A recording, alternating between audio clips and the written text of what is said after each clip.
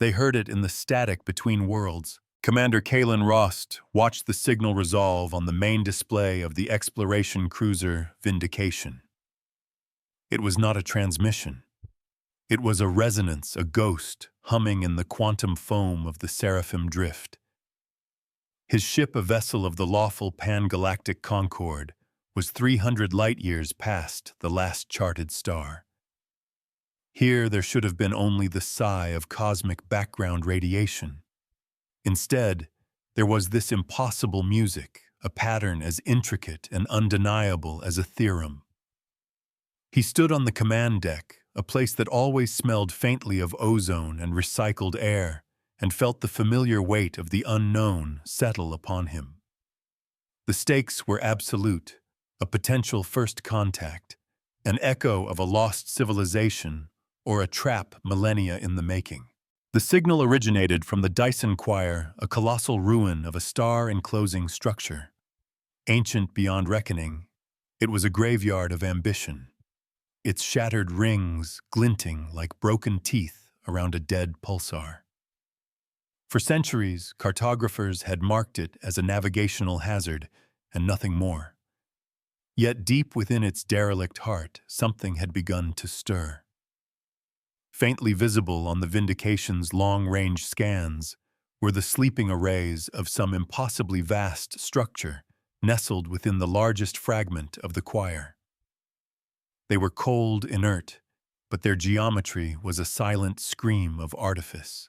Status lexicon, Kalen set his voice a low counterpoint to the soft chime of the bridge. The ship's fleet-mind lexicon replied, its synthesized voice smooth as polished stone. The signal remains stable, Commander. It is not a broadcast. Analysis suggests it is a state of being, a constant emission of structured space-time. Kalen's sister, Lieutenant Eva Rost, moved to his side. Her tactical officer's uniform was crisp, her expression sharper. A state of being. What does that even mean? It means, Kalen murmured, his eyes fixed on the display, that whatever is making that sound isn't trying to talk. It just is. A mystery written in the language of physics. Senior analyst Yorick, a man whose age showed in the gentle stoop of his shoulders, adjusted his data lenses. The periodicity matches no known natural phenomena. The complexity, however, Commander, it has the hallmarks of pre-diaspora humanity. The foundational mathematics, the harmonic layering. It feels familiar. Humanity was an elder race, scattered and diminished, its golden age a thing of myth. Most of its flock had integrated into the Concord, their history relegated to digital archives. But relics from their ascendant past were sometimes found artifacts of such power and grace that they defied modern understanding. These were the whispers of a time when humanity had not just traveled the stars, but had written the laws of reality. Eva's gaze was hard. The Gleaner Covenant thinks it's familiar too. Their scout squadron just translated from FTL at the system's edge. They're running hot and fast. The Gleaners, a scavenger cult, a locust swarm of nihilists who believed history was a disease. They sought out the artifacts of elder races not to preserve them, but to consume their power and erase their memory from the galactic record. Their presence confirmed the signal's importance. It meant the prize was real. Kalen felt a cold knot tighten in his gut. His mandate was exploration and peaceful contact. The Gleaner's mandate was desecration. He had one light cruiser against a squadron of religious fanatics. The scales were not in their favor. Lexicon, what is the nature of the central structure? Kalen asked, pointing to the heart of the Dyson ruin. Unknown, the AI replied. Scans are being actively deflected, not by a shield, but by a localized distortion of causality. The structure appears to be both there and not there, its physical state indeterminate until observed at close range. A civilian freighter hailed them, its captain's face a mask of panic on a secondary screen. Concord vessel Vindication, this is the Stardust Drifter. We're hauling refined helium and we have Gleaner contacts on our tail.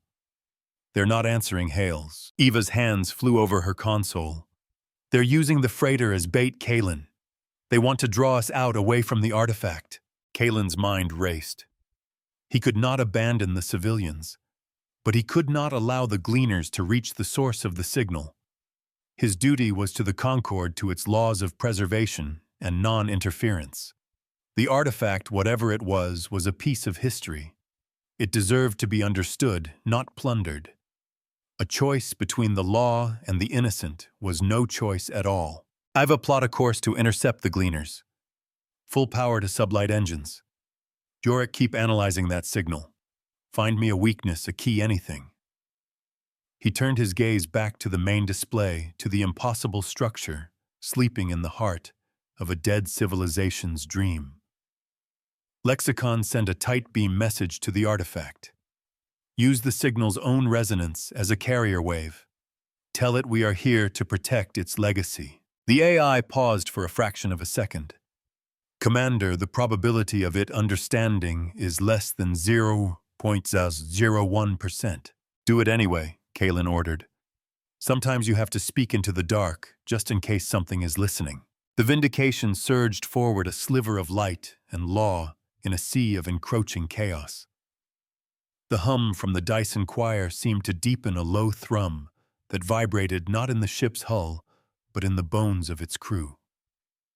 It was the sound of a key turning in a lock that had been sealed for an eternity. The ancient awakening was at hand. The Gleaner ships were brutalist wedges of dark metal, spitting kinetic rounds that hammered against the Vindication's shields. Iva coordinated their defense with grim efficiency, her commands snapping through the bridge's quiet hum. The cruiser danced, its thrusters firing in precise bursts to spread the impacts across their energy barriers. They were outgunned, but they were not outmaneuvered. Shields at 82%, Eva reported, her knuckles white on her console. They're trying to bracket us, cut off our path to the freighter. Yorick, anything, Kalen demanded, his focus absolute. It's not just a signal, Commander, the analyst exclaimed, his voice tight with discovery. It's a navigational chart. A map of space-time itself folded into a harmonic. The structure. It's not just in the ruins. The ruins are part of it. It's a distributed system. This was a relic that did not occupy space. It defined it. A memory of power slept in the bones of the system. On the main screen, the freighter Stardust Drifter vented plasma, one of its engines crippled. The Gleaners were ignoring it, now their full attention on the conquered cruiser. They were testing their resolve, gauging their commitment. Kalen watched the civilian vessel tumble its distress call, a frantic pulse on the comms. His duty was clear. The Concord's first precept was the protection of sapient life.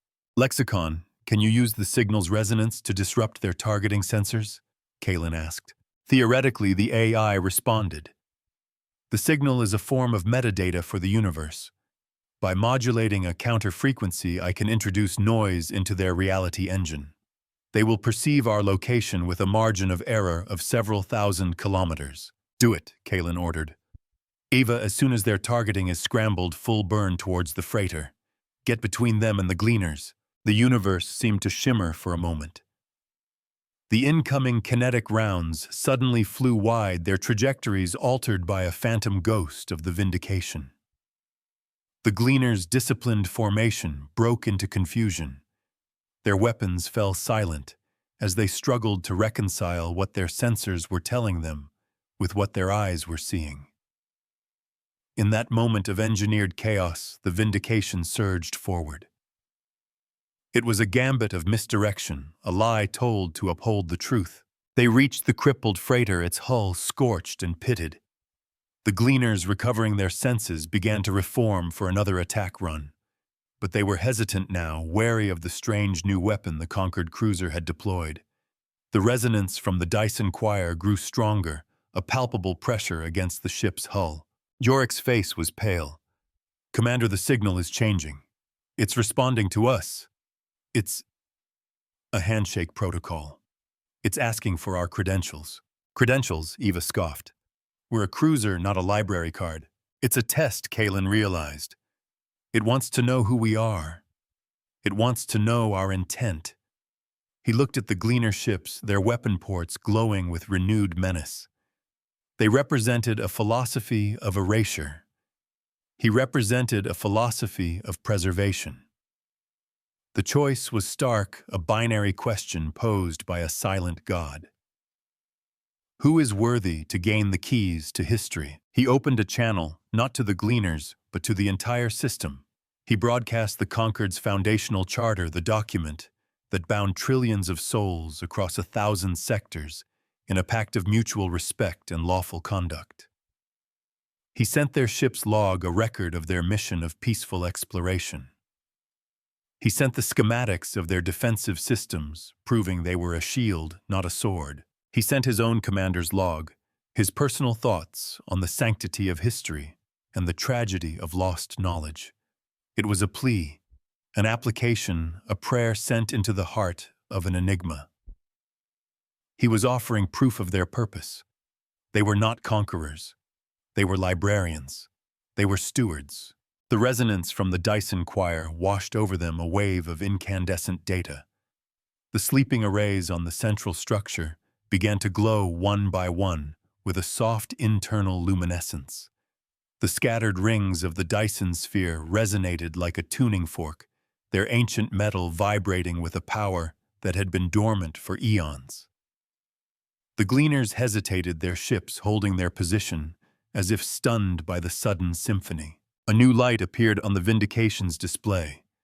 It was a docking umbilical, a tendril of hard light and solidified space-time extending from the heart of the awakened structure.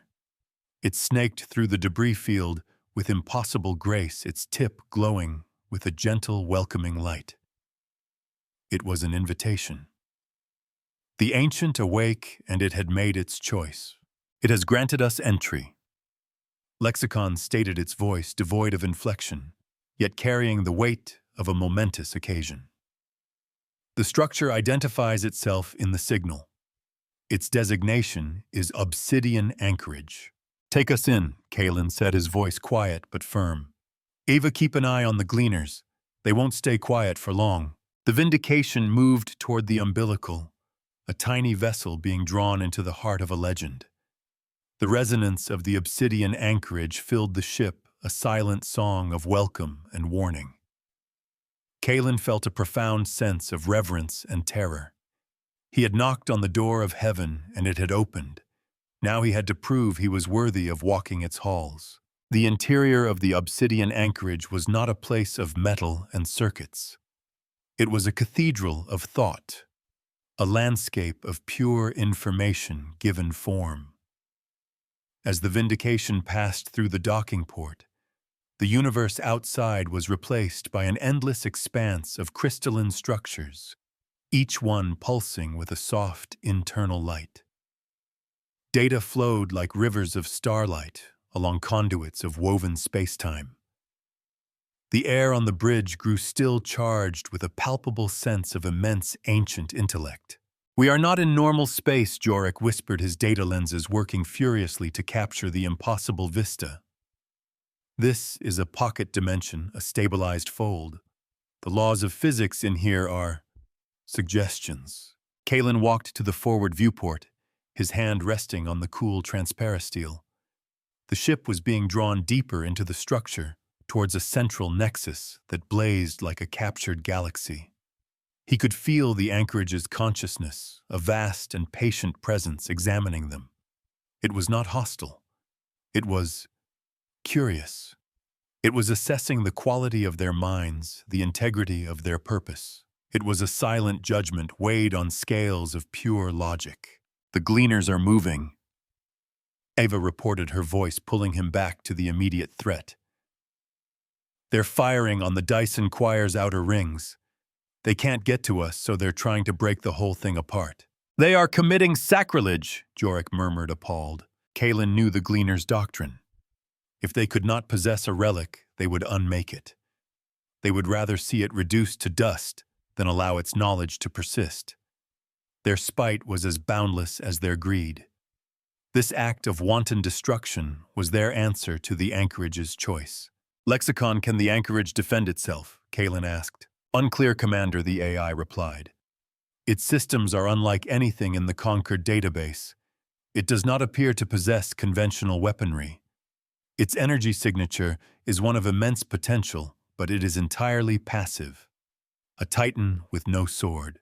The Vindication came to a gentle halt in a vast spherical chamber. At its center was a floating dais upon which rested a single dark object, a book. Its pages made of solidified light, its cover a sheet of obsidian-smooth material that seemed to drink the light around it. The invitation was clear. Kalen knew what he had to do. "I'm going out there." "Eva, you have the con." "Kalen, no," she protested immediately. "We don't know what's out there. It could be a trap, a lure." "It's a test," he countered, his gaze unwavering. "It opened its door to us. Now I must walk through it. It's the only way to understand what this place is and how to protect it." He turned to Yorick. "You're with me. I'll need your expertise." The analyst nodded, his fear eclipsed by the sheer overwhelming privilege of the moment. They donned light environmental suits, a formality more for Concord procedure than any real necessity in this strange, tempered environment. The ship's airlock opened not to vacuum, but to the warm, humming interior of the chamber. A walkway of hard light extended from the ship to the central dais. As they stepped onto the walkway, the light around them intensified. Kalen felt a gentle probing touch in his mind, a query that was not spoken in words, but in concepts. It was the anchorage reading him, accessing his memories, his intentions, his deepest held beliefs. It was an unnerving, but not unpleasant sensation, like being seen with perfect clarity for the first time. The ship was a mirror for the soul. They reached the dais. The book lay open. Its pages were not filled with text, but with flowing, complex equations that described the birth of stars, the evolution of life, the collapse of civilizations. It was a ledger of the universe, a record of cause and effect, of actions and consequences. "It's a legal codex," Yorick breathed, his voice filled with awe. "A record of cosmic precedent. This ship, this station, it's not a weapon. It's a library, an archive, a court." Kalen reached out his gloved hand, hovering over the glowing pages. He understood now. The anchorage did not fight. It judged. It did not destroy. It recorded.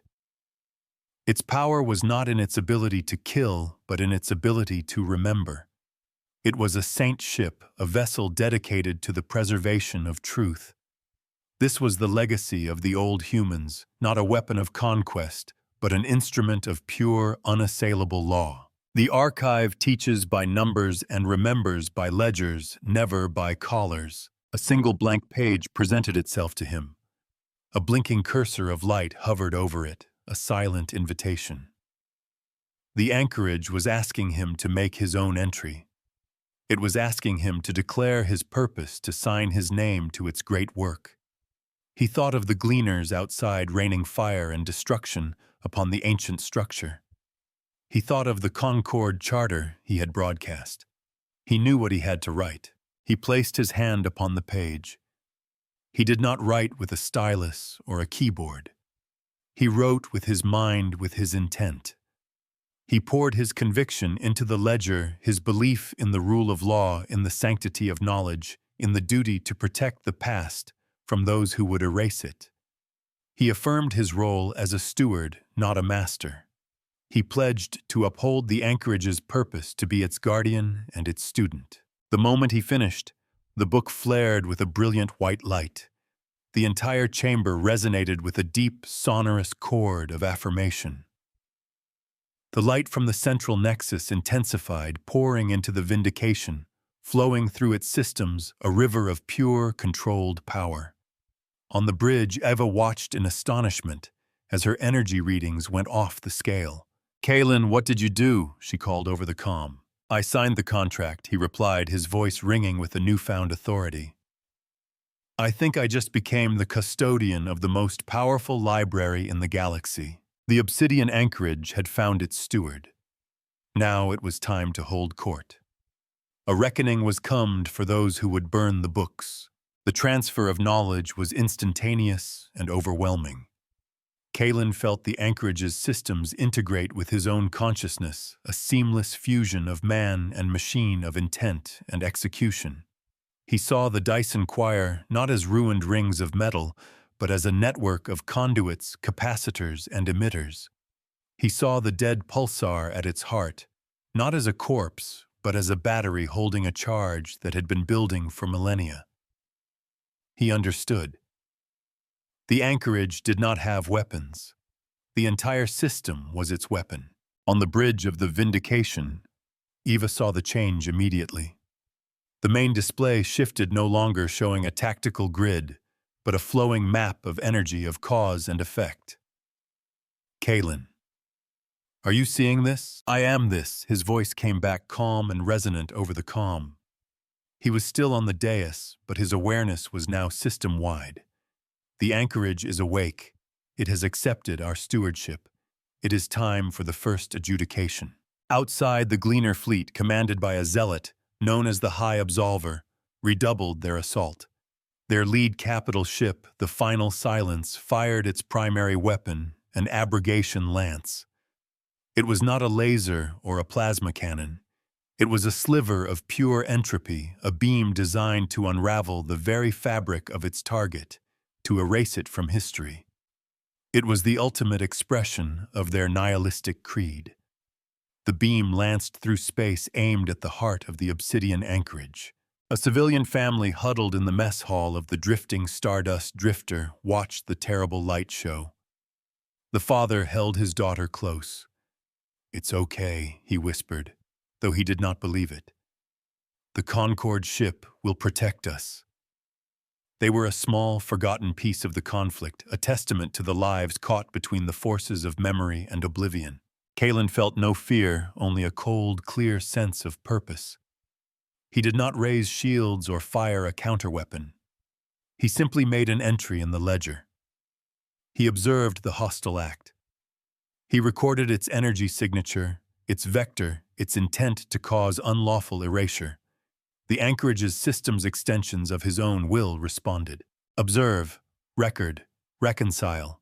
Deep within the Dyson Choir, ancient conduits glowed. The rings which the Gleaners had been bombarding uselessly began to reconfigure. They were not armor. They were focusing arrays. They drew upon the latent energy of the dead pulsar, siphoning a precise amount of its gravitational and electromagnetic force. The system became a lens, and the pulsar its light source. The anchorage did not fire a beam of its own. It took the incoming abrogation lance and mirrored it. Not a simple reflection, but a perfect, lawful rebuttal.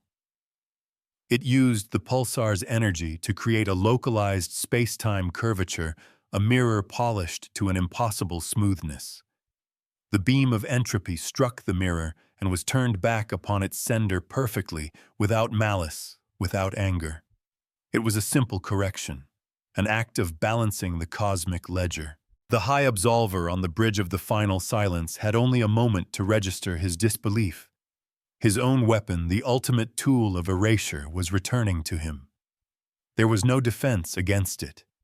It was designed to be absolute. His ship did not explode. It simply ceased to be. One moment it was a looming wedge of dark metal. The next, there was only empty space, the light from the distant stars no longer blocked by its mass. It was an execution of pure, inescapable logic. The remaining Gleaner ships fell into disarray. Their primary weapon was gone. Their flagship had been unmade by its own hand. They saw the Dyson Choir not as a ruin, but as a living, thinking weapon of impossible power. They saw the small Concord cruiser nestled in its heart, and they understood. They had not just picked a fight. They had trespassed upon sacred ground. Kalen watched them, his perception spanning the entire system. He could feel the power humming within the anchorage, a power sufficient to unmake every last Gleaner ship with a thought. He could erase them as they had sought to erase others. But that was not the way of the anchorage. That was not the law. He made another entry in the ledger. He recorded the retreat of the remaining hostile vessels. He noted their diminished capacity to do harm. He logged the immediate threat as neutralized, and then he commanded the anchorage to stand down. The glowing conduits dimmed. The focusing arrays returned to their dormant state. The pulsar at the heart of the system returned to its quiet slumber. The act of adjudication was complete. The law was not about vengeance. It was about balance. On the Vindication, the crew was silent, their faces a mixture of awe and terror. They had just witnessed a display of power that dwarfed anything in the Concord's arsenal. They had seen a ship erased from existence with no more effort than it took to turn a page in a book. Kalen and Yorick returned to the bridge, the walkway of light dissolving behind them. Kalen felt the immense consciousness of the anchorage recede from his mind, settling into a quiet, watchful partnership. He was its steward, its interpreter. The weight of that responsibility was immense, heavier than any command he had ever held. "Report," he said, his voice returning to its normal cadence, though something in its timbre had changed forever. Eva turned from her console, her eyes wide. "The Gleaners are gone. They jumped to FTL the moment their flagship vanished. The freighter is secure. We're receiving a thank you message from the captain." She paused, searching for words. "What was that, Kalen? What did you do?" "I balanced the books," he said simply. He looked at the main display, which now showed the obsidian anchorage in all its silent glory. Its internal lights pulsed with a slow, steady rhythm, like a sleeping heart. This is not a warship. It is a promise that the past will not be forgotten, and that all actions have consequences. The Vindication had taken some damage from the initial skirmish. Minor shrapnel impacts scarred its hull, a reminder of the physical cost of the encounter. Its heat sinks were still glowing faintly, having worked overtime to manage the energy bleed from the anchorage's awakening. They were small wounds, but they were real. A debt paid for a victory of unimaginable scale. Yorick was looking at his own datapad, his hands trembling slightly. The anchorage has opened its primary archive to us. Kalen. It contains the complete, unredacted history of the human diaspora. The real story. The reason we fell from grace. He looked up, his eyes shining with the light of revelation. It's all here. Every decision. Every mistake. Every triumph. Kalen knew this was only the beginning. The Gleaners were a symptom of a larger galactic disease, the fear of truth, the desire to control the present by erasing the past. The obsidian anchorage was the cure, but it was a cure that the galaxy might not be ready for. It was a power that many would covet and many more would fear. He had become the guardian of the ultimate truth. His simple mission of exploration had turned into a crusade for the soul of history itself. A new precedent had been set in the silence of deep space. Word of the Seraphim Drift incident spread through the Concorde like a shockwave. A single light cruiser, the Vindication, had routed a Gleaner Covenant fleet and secured a pre-diaspora human artifact of unimaginable power. The initial reports were confused, filled with impossible sensor readings and eyewitness accounts that sounded like myth. A ship that vanished. A weapon that fired reality itself. The Concorde Assembly, a body that moved with glacial deliberation, was suddenly galvanized into frantic debate. On board the Vindication, now docked securely within the serene, data-rich interior of the obsidian anchorage, Kalen Rost felt like the calm eye of a hurricane. He and his crew were the sole custodians of a power that could rewrite galactic history, both literally and figuratively. Delegations were already en route, diplomats, scientists, and military strategists, all eager to understand and control the entity now known as the Anchorage. "They're afraid," Ava said, studying the incoming communiques. "The Concord High Council is demanding you relinquish control of the artifact to a joint military-scientific commission. They're citing a dozen different articles of interstellar law." "The Anchorage is not an artifact," Kalen replied, his gaze distant. He was seated in his ready room, a simple Spartan space that felt a universe away from the cosmic cathedral outside. "And it is not mine to relinquish. It chose us as stewards based on our adherence to the law. If we abandon that principle now, we prove ourselves unworthy." His connection to the Anchorage was a constant, a low hum in the back of his mind. He could feel its immense patience, its quiet observation. It was waiting to see what he would do next. It was another test, one of politics and principles rather than energy beams and space-time mirrors. The ledger was always watching. Yorick entered the room, his face etched with a mixture of excitement and concern. "Kalen, the archives. They're more than just history. They contain technological records, scientific principles, social structures, blueprints for a civilization built on a foundation of absolute truth. The humans who built this didn't just want to remember the past. They wanted to provide a guide for the future." This was the heart of the problem. The Anchorage was not just a record, it was a roadmap. In the hands of the Concord, it could usher in a new golden age. In the wrong hands, it could be a tool of absolute dominion. Or, if its principles were misunderstood, it could become a source of galactic schism, a holy relic to be fought over for generations. "We have two immediate threats," Kalen summarized, steepling his fingers. "The Gleaners will be back. The loss of a capital ship and the High Absolver will be a blow to their pride they cannot ignore. They will return with a fleet, not just a squadron." Eva nodded. "And the Concord delegation is the other threat. They'll arrive with soft words and hard orders. They will try to separate you from the Anchorage legally or by force. A conflict fought with ink and swords. "Then we must establish the precedent now," Kalen declared, standing up. "We will show them the true purpose of the Anchorage. We will show them that its power is not for conquest, but for clarity." He walked to the bridge, his crew falling silent as he entered. They looked at him with a new respect, a new awe.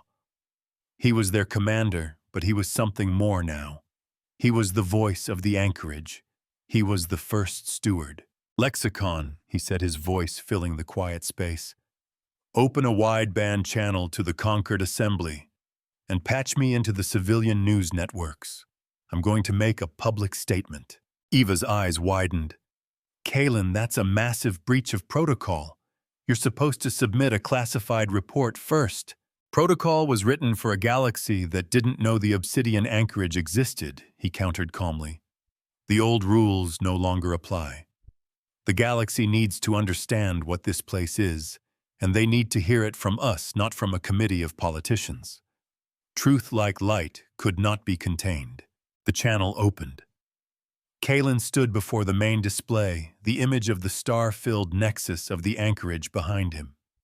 He looked into the pickup, and in that moment he was not just addressing the Concord Assembly. He was speaking to every soul on every world from the core to the rim. He told them about the ancient humans, a people so dedicated to the sanctity of truth that they built a god machine to preserve it. He described the Anchorage not as a weapon, but as a judge, a library, and a mirror. He explained the first adjudication, the lawful act of turning the Gleaners' own violence back upon them. He spoke of its choice to grant stewardship to those who upheld the law, not those who sought to master it. He made it clear that the Anchorage would not serve any single government or faction. It would serve the law, the foundational principles of justice and truth, upon which the Concord itself was built. It would be a resource for all, a final arbiter of disputes, a place where history could not be rewritten by the victors. The Obsidian Anchorage is not a prize to be won, he concluded, his voice ringing with conviction. It is a responsibility to be earned. We will act as its custodians, and we invite the conquered to be its partner. But its authority cannot be commanded. It can only be requested through lawful and just petition. We are not its masters. We are its first students. The message was sent. The galactic stage was set. He had drawn his line in the stardust. He had made his case not to a council, but to the court of public opinion. Some would call him a hero. Others would call him a renegade. The gleaners would surely call him a blasphemer. The universe held its breath, waiting for the verdict. Weeks turned into a tense, watchful month. The conquered delegation arrived, a flotilla of diplomatic cruisers and scientific vessels led by the formidable Ambassador Thorn. He was a man accustomed to getting his way, a master of political maneuvering, whose smile never quite reached his eyes. He represented the old order, the established power structures that Kalen's declaration had so thoroughly shaken. Thorn's first move was to demand a private audience with Kalen, without the distraction of the Anchorage's influence. Kalen agreed, but on his own terms. They would meet on the bridge of the Vindication, a piece of Concord territory, but one still nestled within the heart of the ancient relic.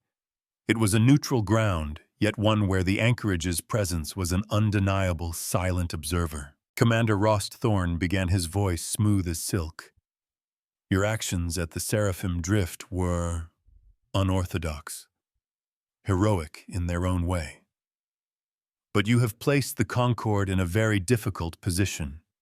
You have claimed sovereignty over an artifact of immense power in defiance of established protocols.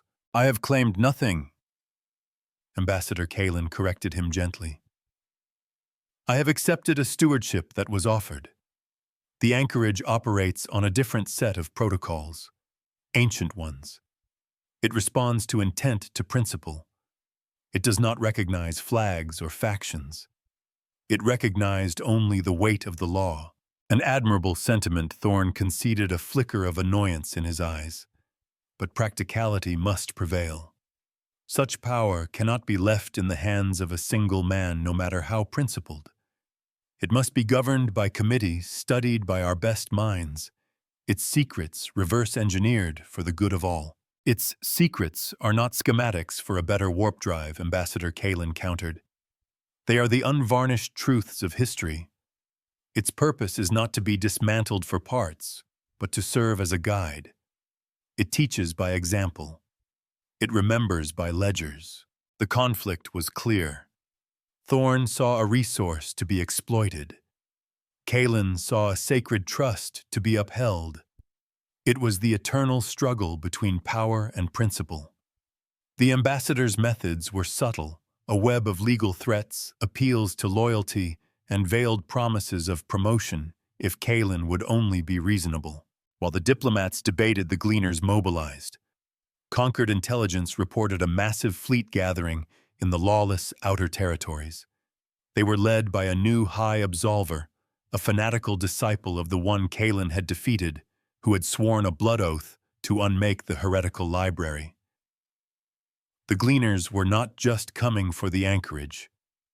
They were coming to burn a hole in the galaxy, to prove that their creed of nothingness was stronger than any law. They were a storm gathering on the horizon. A vignette from a frontier world reached the news networks. A small colony founded on the principle of historical preservation was raided by gleaner shock troops.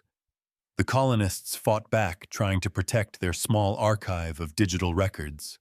They were overwhelmed. The last transmission from the colony was of the gleaners setting fire to the archive building, their laughter echoing as centuries of local history turned to smoke and ash. The news report galvanized public opinion. The gleaners were no longer a distant threat. They were a clear and present danger to the fabric of civilization. Many began to see Kalen Rost not as a renegade, but as a necessary bulwark against the tide of chaos. He had stood against the darkness once. Could he do it again? Eva brought the report to Kalen. They're not just a cult. They're a contagion. They're attacking centers of knowledge all along the frontier. Kalen felt a cold anger, the righteous indignation of a librarian watching a book burn. He knew that Thorne and his committee would spend months, even years, debating the proper use of the anchorage. By then, 1,000 more libraries could burn. He had to act, but he could not act as a conqueror. The anchorage would not allow it. He needed a new strategy. He needed to use the anchorage's unique abilities, not just to defend, but to teach, to hold a mirror up to the galaxy and to the gleaners themselves. He began to study the deeper archives, the records of pre-diaspora human law. He was looking for a precedent, a legal framework for dealing with an enemy that did not recognize law, a way to fight a war with judgments, not with bombs. He found it in a dusty corner of the archive, in a set of laws designed by his ancestors to deal with ideological contagions. The principle was simple. You do not destroy the believer.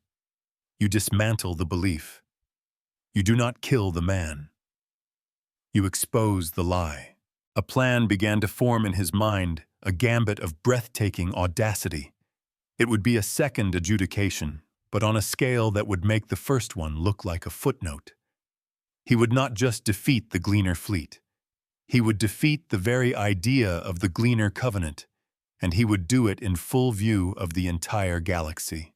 He called Ambassador Thorne to the bridge. "I am going to stop them," Kalen said, his voice quiet but absolute. Thorne looked skeptical. With what, Commander? The anchorage is a defensive system. It cannot project its power beyond this system. You cannot chase their fleet across the galaxy. I don't have to. Kalen replied, a strange light in his eye. I'm not going to project power. I'm going to project the truth. The ultimate weapon was knowledge. Ambassador Thorne stared, his carefully constructed composure finally cracking. Project the truth, Commander. This is not a philosophical debate society. A fleet of fanatics is coming to burn this system to the ground. They don't care about your truth. They are a creed built on a single foundational lie, Kalen stated, his voice as steady as a star. The lie is that existence is meaningless, that history is a disease, and that oblivion is a salvation. Every action they take is to prove this lie to themselves and to the galaxy. But lies are fragile things, Ambassador. They cannot survive exposure to the light. The strongest shield is an unbroken truth. Eva stepped forward, her expression a mix of concern and dawning understanding. You're going to show them their own history, aren't you? The real history of the Gleaner Covenant, Kalen nodded. The anchorage has already analyzed their communications. Their internal records, scraped from public data nodes, their encrypted fleet orders. Its archives contain cross-references from a dozen fallen worlds they've liberated. The anchorage sees the patterns, the hypocrisies, the greed that truly motivates their leaders. It has compiled a ledger of their actions, Jorik added, his voice low with reverence. Every world sterilized, every artifact powdered, every life extinguished, measured against the private wealth and power their high absolvers have accumulated. It is the balance sheet of their belief system. Thorne scoffed, though the sound was weaker now, less certain. And you think a history lesson will stop 1,000 warships? Not a lesson, Kalen corrected him. A revelation. The anchorage will not broadcast a message they can ignore. It will establish a direct resonance with their fleet's communication and neural interface systems. Every single crew member, from the lowest deckhand to the high absolver himself, will receive the truth. It will be presented not as an attack, but as an incorruptible data packet. A mirror held up to their collective soul. A war fought not with cannons, but with clarity. The audacity of the plan was staggering. It was not an attack. It was an audit. It was a move of such profound non-violence that it felt more dangerous than any weapon. It bypassed their armor, their shields, their guns, and went straight for the one thing holding their fleet together, their faith in the lie. The risk is astronomical. Lexicon interjected its calm, synthesized voice, a splash of cold water. If the High Absolver can maintain ideological discipline, they will perceive this as a psychic assault. They could be enraged into a final suicidal charge. Our probability of survival in that scenario is less than 17%. That's a risk I have to take, Kalen said. Because if we fight them on their terms with violence and destruction, we become a little more like them. We prove that might makes right. The anchorage was not built to win arguments. It was built to end them. He would count on the truth to be its own defense. Ambassador Thorne was silent for a long moment, the political calculus turning in his mind. He looked at Kalen, at the unwavering conviction in his eyes. He saw the loyalty of his crew. He felt the immense silent presence of the anchorage all around them. He was a pragmatist, and the most pragmatic truth in the system was that Kalen Rost was the only one who could command this place. "Do it," Thorne said, at last, the words tasting like surrender and something akin to hope. "Let the record show that the conquered delegation has deferred to the judgment of the steward of the Obsidian Anchorage. For now, the concession was made. The first battle, the political one, was won. Now came the crucible. Kalen turned to the main display, his connection to the anchorage deepening his mind, expanding to encompass the star system. He could feel the Gleaner fleet approaching a wave of dissonant rage in the quiet symphony of space-time. "Ava shields to maximum. Power up the point defense systems. They may get a few shots off before they understand what's happening." He looked at his sister, a silent acknowledgement of the danger he was putting them all in. "Yorick, stand by to assist the anchorage with data interpretation. Help it shape the narrative for maximum impact." He closed his eyes, placing his hand on the cool glass of the viewport. He was the steward. The court was in session. The second adjudication was about to begin. The Gleaner fleet translated from FTL in a brutal wave of space-time disruption. It was an armada of jagged, menacing shapes, numbering over 1,000 vessels, from swift frigates to hulking dreadnoughts. They moved not with the disciplined grace of a Concord fleet, but with the chaotic fervor of a crusade.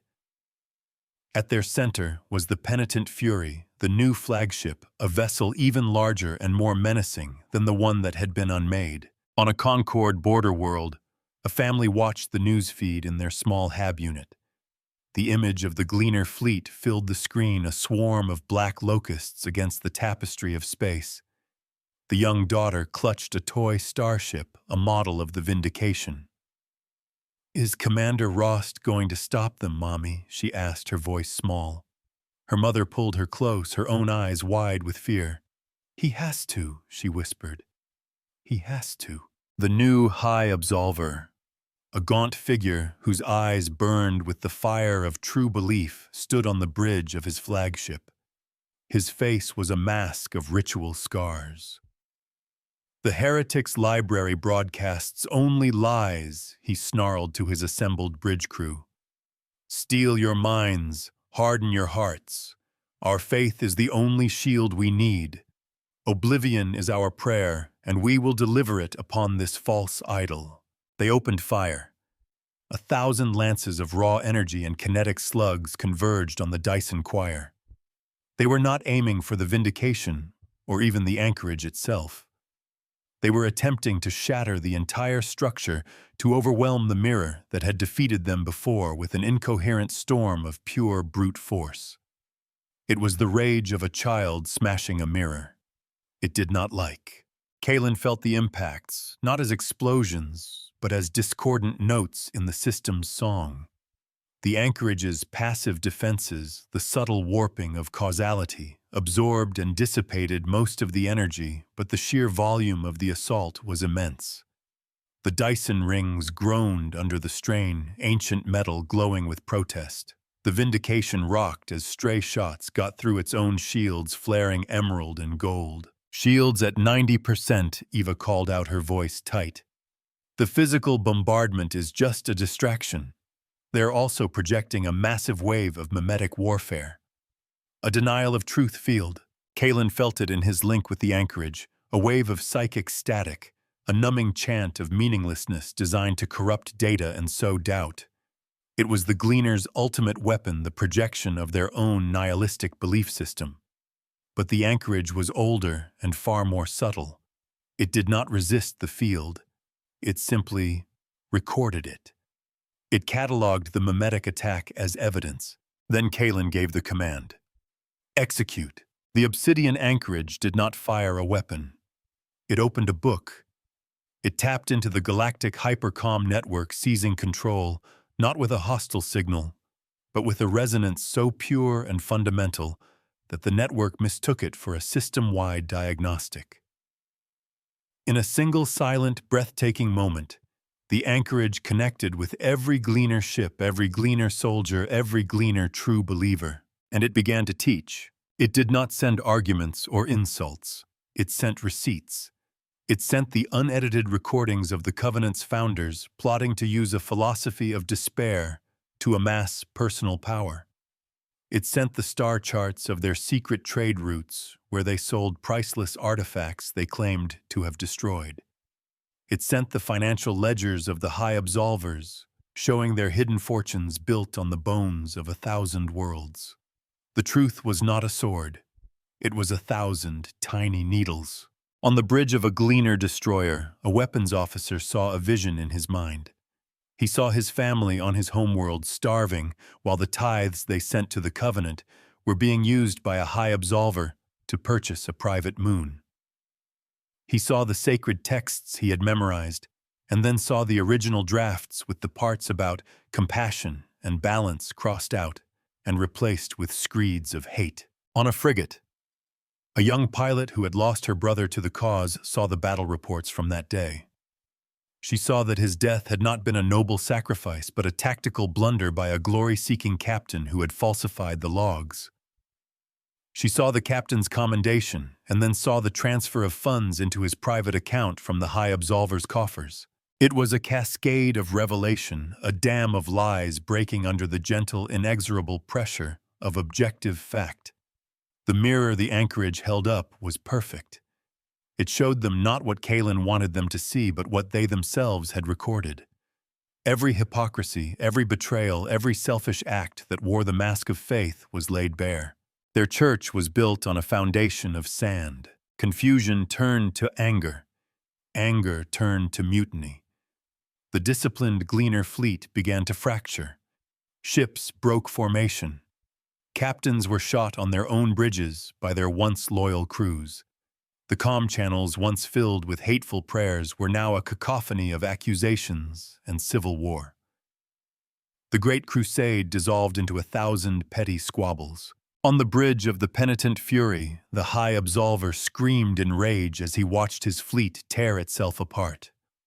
The truth washed over him, but his faith was a shield of madness. He refused to see. If his creed was a lie, then his entire life, his scars, his sacrifices were meaningless. And that was a truth he could not accept. If the world has meaning, then it must burn! He shrieked, his eyes rolling back in his head. He shoved his own pilot aside and seized the controls.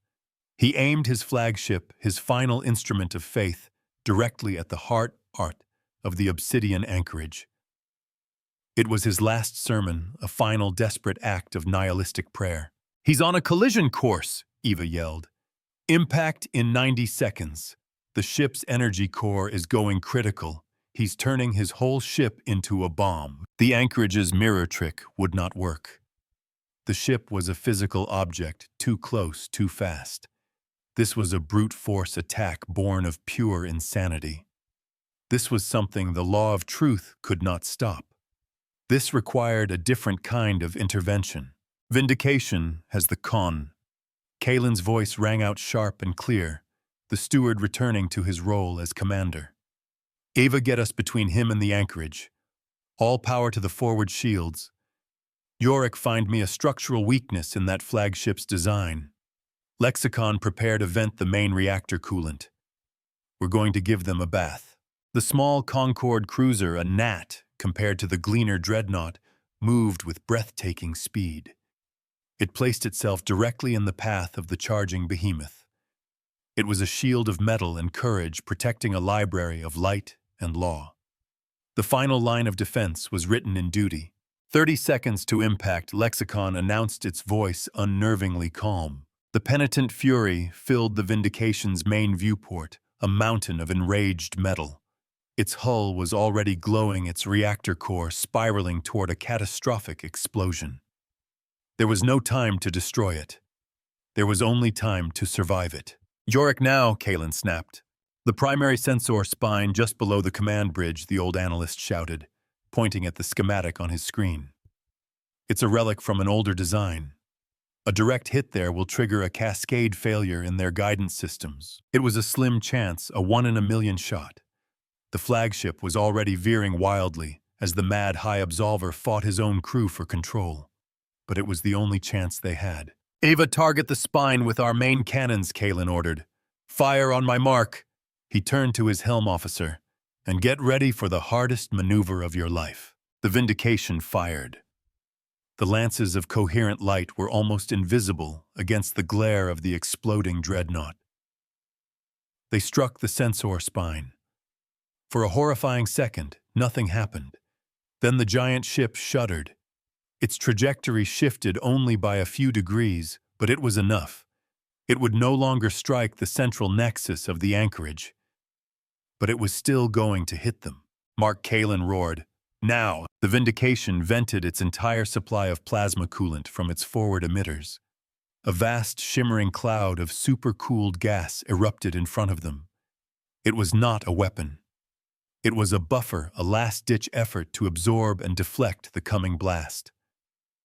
Simultaneously, the helm officer threw the ship into a desperate roll, angling their shields to present the smallest possible profile. The penitent fury hit the coolant cloud, and then it hit them. The impact was not a crash. It was an erasure of reality. The Gleaner ship detonated in a silent, blinding flash of white. The Vindication's shields screamed and shattered. The blast wave slammed into their hull, and for a timeless moment, the universe was only pain and light. Alarms blared across the bridge. The lights flickered and died, replaced by the terrifying red glow of emergency lighting. Metal groaned, a sound of a ship breaking its bones. Kalen was thrown from his feet, his shoulder hitting a console with a sickening crack. Eva was slumped in her chair, a gash on her forehead. Yorick was on the floor, shielded by his reinforced analyst station. The bridge was a scene of controlled chaos, sparks raining from the ceiling, the air thick with the smell of burned electronics and ozone. But they were alive. The ship was still in one piece. A cost had been paid in steel and blood. Slowly, the backup systems came online. The view screen flickered to life, showing the aftermath. The Gleaner dreadnought was gone, utterly atomized. The rest of its fleet was in full retreat, a scattered, broken mob fleeing not from a battle, but from themselves. In the heart of the Dyson Choir, the obsidian anchorage was unharmed, its internal light pulsing with a soft, steady rhythm. It had been shielded by its stewards. Damage reports flooded in. The Vindication was crippled. Its forward armor was a molten ruin. Its shields were gone. The port nacelle was offline. They were stranded, but they were victorious. Kalen pushed himself up his arm, screaming in protest. He looked at his crew, at their bruised but determined faces. He felt an overwhelming surge of pride. "Report," he said, his voice raspy. "We're alive," Ava managed, wiping blood from her face. "The anchorage is secure. The Gleaner fleet has shattered. What's left of them is broadcasting open confessions and pleas for amnesty. The war was over. The ideology was broken. Kalen had not just won a battle. He had disproven a philosophy. He had held a mirror up to an enemy, and they had been defeated by their own reflection. He felt the psychic strain of the past hour, the echoes of thousands of broken minds, a dull ache behind his eyes that he knew would never truly leave him to. A scar for every soul he had forced to see the truth. Ambassador Thorne's face appeared on a secondary screen, pale and shaken. He had witnessed the entire event from his diplomatic cruiser. He looked at Kalen at the wrecked bridge of the Vindication, and for the first time his expression was one of genuine, unvarnished respect. Commander Rost. Steward Rost, he corrected himself. The Concorde owes you a debt it can never repay. Your methods were unprecedented. But so was the outcome. He paused. The Assembly will be receptive to your proposal. The Anchorage Doctrine, I believe you called it. I will see to it myself. The precedent was locked. The victory was absolute. The Obsidian Anchorage would not be a tool of the Concorde, but its partner. A guardian of history. A final arbiter. An anchor of law in a chaotic galaxy. Kalen leaned against the viewport, looking out at the serene light of the anchorage. His ship was broken. His body was injured, but his purpose had never been clearer. He was the steward. He was the guardian of the ledger, and the work was just beginning. Months later, the bridge of the Vindication was quiet. Its scars repaired its systems, humming with a new sense of purpose. It remained docked within the anchorage, its permanent home and its eternal ward. Kalen sat in his command chair, reviewing a petition sent from a distant star system, where two species were on the brink of a genocidal war over a historical grievance. He consulted the anchorage's vast records, its impartial account of their shared history. He brought up a holographic interface, a simple, elegant ledger. He began to type not a verdict, but a clarification, a sequence of undeniable facts that would reframe their entire conflict. He was not passing judgment. He was providing the truth and trusting them to be worthy of it. The final entry on the ledger blinked a soft blue light in the quiet of the bridge, adjudication pending. They called us saviors, but we carried no swords. They called us conquerors, but we fired no shots. We brought the oldest weapon to a new and terrible war. We showed them that a lie dies in the light, that a creed built on hate will devour itself. We did not bring them vengeance. We brought them a mirror. And we taught them the simplest, most powerful law in the universe. Every action is recorded, every debt is accounted for, and the books must always, always balance. The truth is the only law that cannot be broken.